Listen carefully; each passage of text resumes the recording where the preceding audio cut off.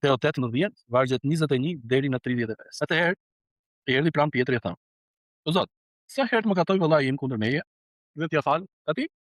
Deri 7 herë?" Jezusi tha: "Nuk të them deri 7 herë, por deri 70 herë 7. Prandaj, mbretëria e qejve i ngjan një mbreti që dëshi të bante llogarit me shërbëtorët e vet. Dhe kur filloi të bëjë llogarit, i sollën një që i detyrohej 10.000 talenta. 10.000 talenta që me lekët tona i bie të jetë, ai thoshte kështu që në internet si gjeton 20 bilion dollar. Kështu lekë bie 200 bilion dollar.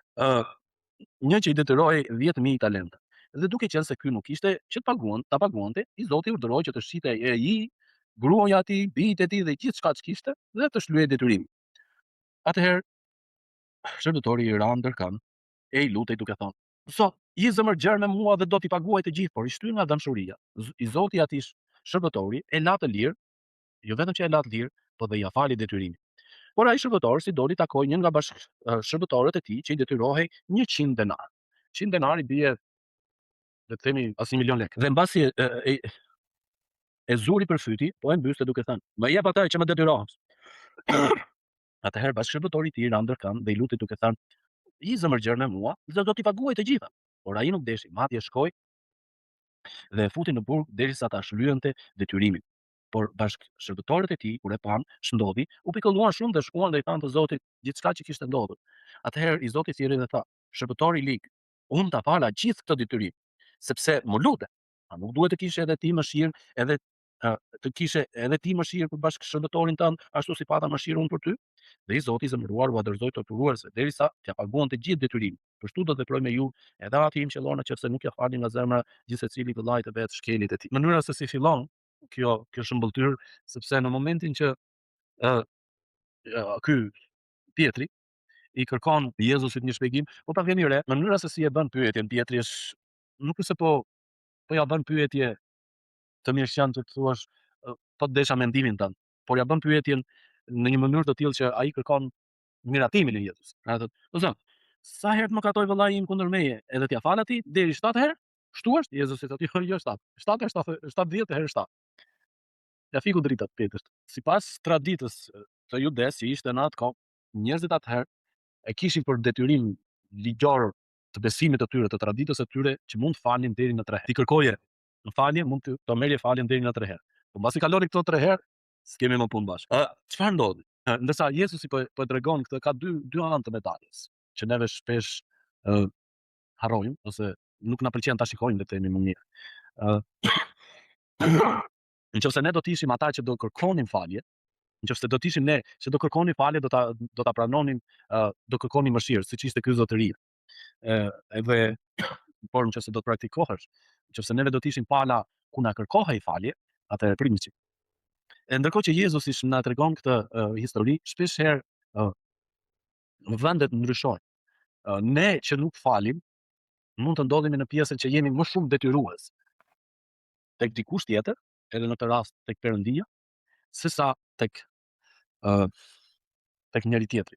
Ndërkohë që Jezusi po e tregon këtë, çfarë ndodh? Çfarë kuptimi ka? Neve imagjinoni edhe ky zotërie që i kishte 10.000 talente, është e barabartë me siç e thamë 20 bilion dollar, i bie 200 bilion lekë. Se nuk të mirë, mos na komplikoj jetën. Nuk dim me shumë më të mëdha. Po shumë lekë. Që të punonte 1.000 vite, nuk arrinte dot, nuk do të ishte në gjendje që të mund t'i paguante. Por gjithashtu, po të shikosh, të paktën me këtë informacion që neve kemi këtu, ky zotëria që bën llogarit ishte goxha i pasur, mendohet që mund të ishte një mbret, edhe kishte pasuri të pafundit. Ndërkohë që edhe ky që kishte borxh 10.000 talenta, më mirë 10.000 talenta, siç e kam më lehtë për to. Supozohet që mund të ishte një princ, pra që ishte afër rrethit mbretëror, le të themi, por që ishte goxha i pasur. Edhe ndërkohë që Jezusi thotë: "Shiko, të paktën në përkthimin shqip thotë, të shesi gjithçka që kishte, edhe familjen. Pastaj le të shlyej detyrimin." Aq shumë ishi. E ndërkohë që siç historia vazhdon, ky shërbëtori kërkon mëshirë, Zoti ose zotëria e tij, mbreti i tij ishte goxha i mëshirshëm, jo vetëm që e la të lirë, por dhe ja fali borxhin. Ndërkohë që gjen shokun e vet ky, i kishte borxh në krahasim me çfarë ky kishte borxh mbretit si leka. Edhe e kërkon edhe i dhe thonë në fyt. Ndërkohë që mbreti e zbulon dhe e dënon atë. Mësimet që ne marrim të paktën në pamje të parë, sepse nëse sa më shumë të gërmosh të kjo, më shumë informacion gjem. Edhe për çfarë neve marrim është fakti që ne përpara Perëndis jemi aq shumë borxhlim kur e kërkoj faljen, borxhi jon përpara Perëndis është i pafundit dhe ndaj Perëndia është treguar i mëshirshëm me Jezusin, e kryq. Është shumë e rëndësishme që ne të kuptojmë këtë. Herën e kaluar nëse mbani mend neve pam atë djalin Plan Prishës, që prishi të gjithë pasurinë e tij dhe pastaj kur shkoi dhe të kthehej mbrapsht tek Perëndia, tek Ati vet dhe i kërkoi fal. Ajo pika, momenti kyç dhe kulminanti ishte kur ai arriti të kuptonte që erdhi në vete dhe i kërkoi edhe sa do të kthehem mbrapsht. Një nga pikat kulminante të jetës tonë do të jetë, mund të ketë ndodhur, do të ndodhi, unë besoj që duhet na ndodhi vazhdimisht. Që të vim në senset tona, të vim në vete, kur i thonë. Edhe të kuptojmë dhe të arsyetojmë që ne përpara Perëndis do të jemi borxhlim gjithmonë. Po për shkak të hirit, mëshirës Zotit, Perëndia na ka dhënë neve mundësinë që të jemi që të kemi shlyer borxhin tonë. Edhe për shkak të dashurisë Zotit, ne kemi këtë lloj privilegji që është te çdo imagjinatet, si mund të thuash. Perëndia na e ka dhënë këtë privilegj. Jezusi jo vetëm që dëshiron të tregoj dishepujve të vet, japi atyre një mësim, por jep mësim dhe farisejve.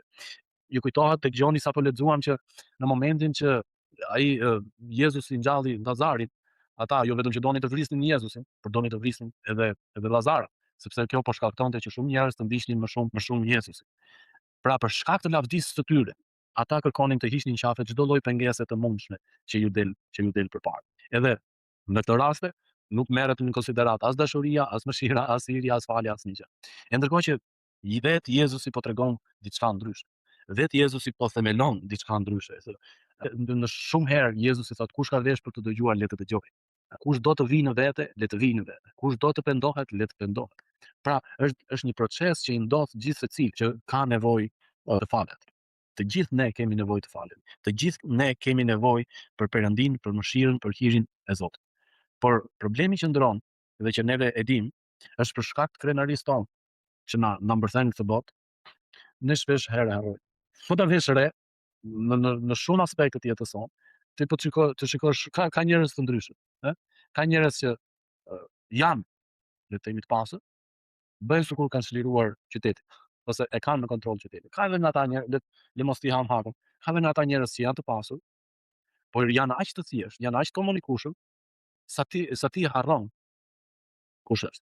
Ose u ka ndodhur njerëzve të, nuk e di, u ka ndodhur dhe juve që keni takuar njerëz që janë me goxha, le të themi edhe me influencë, por edhe të pasur, por thjeshtësia e tyre ka treguar ndryshe. Edhe çfarë? Ti nuk e ke ditur që ishin të tillë. Për shembull, kur njeh njerëz të rinj, jo domosdoshmërisht e di se çfarë pasuri e ka. Por në momentin që ti e zbulon më vonë që ai njeriu është goxha i pasur, thua, wow. Ti ke kënaqësi të flasësh. Paret gjithmonë në dy gjëra. E para është zgjedhja që personi dëshiron të bëjë me jetën e tij. Po mendoja për dy thënie që vlejnë për jetën e tij. E para është nëse ti dëshiron që të njohësh një person, jepi fuqi, jepi autoritet. Edhe çfarë ndodh? Sjellja e tij, gjendja e tij e brendshme del aq natyrshëm në pa, sa dhe ai vetë nuk e kupton dot. Pra mund dalin natyra e keqe, e ligë, pastaj shtypse, edhe gjithë ato momente kur ti ke njohur ndryshe mirënjohës, falëndërues, mëshirshëm, nuk janë më. Dhe e dyta, tek njerëzit, më përpara do të vijë krenaria, pastaj rëndja. Nëse neve kemi momente, mund të kemi momente që po hypim lart, edhe kjo gjë vjen aq shumë natyrshëm sa ne nuk e kuptojmë dot. Nuk e di, e mbani mend edhe i dim shpesh si puna e saj Bretkosës si e fut në ujë, edhe i vë zjarrin nga poshtë. E le të ngrohet avash derisa bëhet tollomaca ajo zjarr. Pra nuk e kupton në asnjë moment që ajo ambienti i saj, habitati i saj po ndryshon. E njëjta gjë ndodh dhe me njeriu. Edhe historia ka treguar këtë, që njerëz të ndryshëm, kjo është për shkak të zgjedhjes së personit, të njeriu. Njerëz të ndryshëm kanë ndryshuar, kanë marrë fuqi, autoritet në rrethin shoqëror, nuk është të thënë që të bëhesh kryeminist, se një kemi lart madhnisëm i plot. Por në rrethin tënd që të rrethon, ti bëhesh dikush, edhe nëse ti nuk ke ndryshuar sjelljen, je po ai person, je në rrugën e duhur. Nëse ti të vjen dot nga ai vend nga ajo shoqëri ku ke ndetur gjithkohës edhe pretendon që do të më lart, të duhet patur kujdes. Sepse po vjen krenaria. Pse e solla këtë gjë? E solla sepse në këtë rastin që Jezusi na tregoi tashmë këtu, ishte pikërisht ky zotëria, ky le të themi ky kryeshërbëtori, sepse mund të kishte edhe përgjegjësi në oborrin mbretëror, edhe mori goxha para burg dhe që nuk ishte më në gjendje që t'ia kthen. Krenaria e tij mori top. Mori aq lart sa momenti kur mbreti e zbuloi, ty filloi ulja e parë. Dhe kulminantja ishte në momentin që ai kërkoi mëshirë. Kërkoi mëshirë, më fal se më kap e mat. Nuk kërkoi mëshirë edhe nuk kërkoi falje sepse dëshironte me të vërtetë kërkonte falje. Por tha më fal se më kap e mat. Herës tjetër do jam më i kujdesshëm. Doli në rrugë, kishte autoritetin, kishte fuqinë mbi shërbëtorin e vet, mbi bashkëshërbëtorin e vet. Aty edhe e zuri prej qytetit dhe tha më kthej borxhin. Madje lajmëroi dhe ushtarët, policinë që ta arreston derisa t'i kthente borxhin. Dhe mbreti e zbuloi pikërisht edhe aty kur krenaria mori përpjet të bën një ulje të fuqishme, të godet aq rënd, edhe mbreti pastaj dënoi. Vini re vargun 35 edhe 34 dhe Zoti i zemëruar u adhurzoi torturuese derisa t'ia paguante gjithë detyrimin. Mendoni që ai do t'ia arrinte këtë gjë të paguante detyrimin? Asnjëherë. Kështu do të veproj me ju edhe Ati im qellor, nëse ju nuk falni nga zemra, pikërisht nga kjo, nga zemra.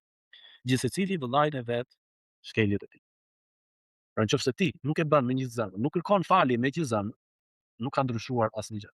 Por ti je në atë lloj rruge. Nëse ne kemi diçka që le të themi na torturon në zemër, është e vështirë ta them këtë që do them sepse edhe un kam ato plagën mia, nëse do kujtoj diçka të shkuarës, do do ta kem shumë vështirë që ta punoj procesin e faljes. Por po aq shumë sa ne dënohemi, ose po aq shumë sa ne nuk falim, ne ashtu dëmtojmë edhe veten. Ne torturojmë veten tonë, dënojmë edhe veten tonë. Edhe bëhemi skllav i zemërimit. Nëse ne, edhe kjo nuk është e lehtë, të jemi të sinqertë, do aftësi, goxha aftësi, do di unë, zgjuarsi, mençuri, maturi, që të arrish këtë lloj status, e themi edhe shpirtëror, që ti të arrish mund të falësh. Ti të jesh i lirë nga ai lloj zemërimi, nga ajo lloj mërie. Shumë të vjetër, shumë moshuar këtu në Shqipëri e përdorin, po jo domosdoshmërisht dhe të falën plotësisht, do thonë kam lënë Zotin. Po kanë lënë Zotin, pastaj vazhdojnë me një kështu me një zemërim nga brenda vazhdojnë akoma. Pra ndërsa ne jemi në këtë lloj procesi, duhet të kujtojmë që ashtu siç ne kërkojmë falje nga Perëndia, kërkojmë mëshirë ose edhe nga një, le të themi, mbi veten tonë, ashtu ne duhet të falim, ose ashtu siç marrim faljen nga dikush që është mbi veten tonë, ashtu dhe duhet të falim dikë që është nën veten tonë. Sepse ashtu bëri dhe Perëndia na fali gjithë secilit për nesh.